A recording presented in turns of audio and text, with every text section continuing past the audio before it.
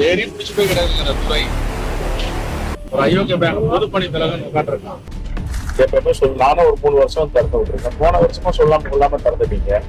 தப்பு கிடையாது, நீங்க தரங்க. நீங்களே ஆட்சியாளர்களா நீங்களே மக்கள் பிரதிநிதியா மாறுங்க. அது மக்கள் நல்ல சரி. இப்ப நான் தானே இப்ப ஊரா போறேன்.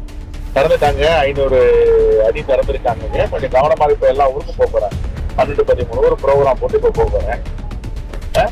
இதெல்லாம் தப்பு இல்ல, இது சொல்லணும்ல. இது நீங்களே மக்கள் பிரதிநிதி ஆயிட்டா பிறகு கவர்மெண்ட் அதிகாரிகளை கவர்மெண்ட் ரன் பண்ணிடலாம.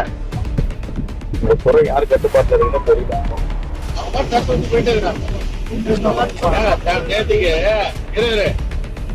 நேத்துல இருந்து டிவில 12 மணி ஓடிக்கிறது, 4 மணி திறக்கிறாங்க. பூசணிக்காய் ஓடிக்கிறீங்க, பூஜை போடுறீங்க, தேங்காய் ஓடிக்கிறீங்க.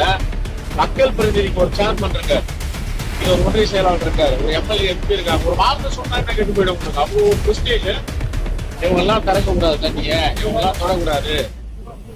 தேடி பிடிச்சு போய் கிடக்குங்கிற துறை ஒரு அயோக்கிய பேங்க் பொதுப்பணி தலைவன் உட்காந்துருக்கான். என்ன இவங்க எல்லாம் வரக்கூடாது, மக்கள் பிரதிநிதி வரக்கூடாது.